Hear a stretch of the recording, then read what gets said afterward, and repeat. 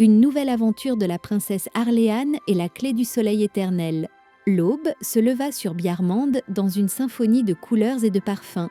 Les premières lueurs teintétèrent le ciel de rose nacré et d'or liquide, tandis que les clochers de cristal diffusaient des reflets arc-en-ciel sur les rues pavées de marbre blanc. Les rivières, comme des rubans d'argent, chantaient doucement en traversant les prairies fleuries, et chaque pétale semblait s'ouvrir en souriant à la lumière. Au sommet de la tour d'ivoire, la princesse Arléane se tenait face au vent. Sa robe de soie claire ondulait comme un voile d'aurore et ses cheveux bruns parés de fils dorés capturaient les rayons matinaux. Pourtant, au milieu de cette beauté, quelque chose dans l'air semblait différent, presque inquiet. L'horizon portait une lueur hésitante, comme si le soleil avait perdu sa force. L'annonce de Roderick, c'est Roderick, son chevalier protecteur, qui vint briser le silence. Il entra dans la salle du trône, encore couvert de poussière de route, les yeux graves.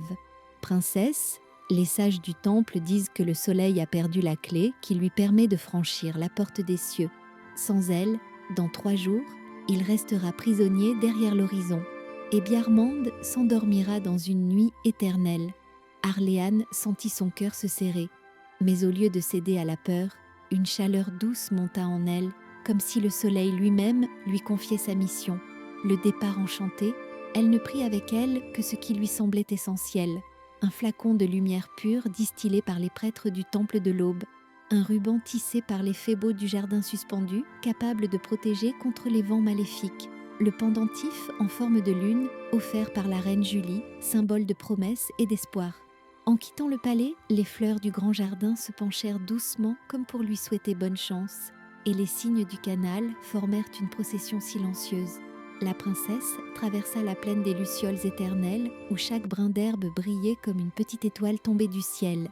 Les lucioles, reconnaissant la pureté de son cœur, s'élevèrent en nuées scintillantes pour former un chemin lumineux jusqu'aux collines. Le lac des Murmures. Au bord du lac des Murmures, l'eau était si claire qu'elle reflétait des visions venues d'ailleurs, des montagnes dorées, des forêts bleues et même des cieux inconnus. Là, un vieil homme vêtu d'un manteau de brume apparut, assis sur une pierre blanche. Sa barbe flottait comme de la vapeur et ses yeux brillaient de 1000 aurores. « Petite princesse, la clé du soleil dort dans la forêt des souffles, là où le temps se plie et où les ombres ont une voix. Mais souviens-toi, elle n'obéira qu'à celui qui offrira son éclat intérieur le plus pur. » Puis il sortit de sa poche une graine d'or, si brillante qu'on aurait dit un morceau d'étoile. « Plante-la quand ton chemin semblera perdu et elle te montrera la vérité. » La forêt des souffles, en entrant dans la forêt, Arléane sentit un frisson courir sur sa peau.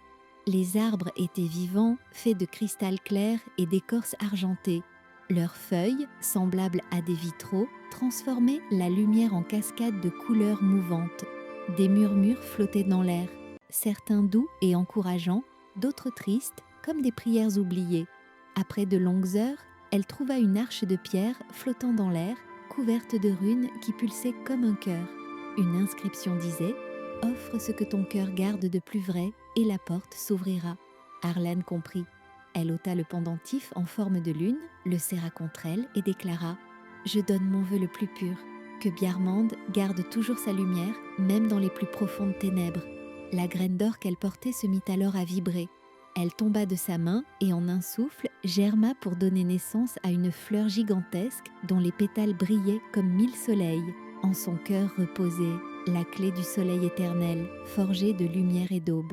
Le retour et le renouveau. Lorsqu'elle revint à Bjarmande, les cloches sonnèrent d'elles-mêmes et le peuple se réunit sur la place de l'aube. Les sages hissèrent la clé au sommet du temple et un rayon doré fendit les nuages pour envelopper Arléane d'une douce chaleur. Le soleil se remit à voyager dans le ciel, plus éclatant qu'avant. Ses rayons portaient une magie nouvelle. Ils guérissaient les maladies, faisaient éclore les fleurs en plein hiver et réchauffaient les cœurs brisés. Arléane, debout sur les marches du temple, sourit et dit « La plus belle des clés n'ouvre pas seulement les portes du ciel, mais aussi celles de nos âmes. Et depuis ce jour, on raconte qu'à chaque lever de soleil, un rayon spécial effleure toujours le balcon de la princesse comme pour lui murmurer « Merci, Abbé ».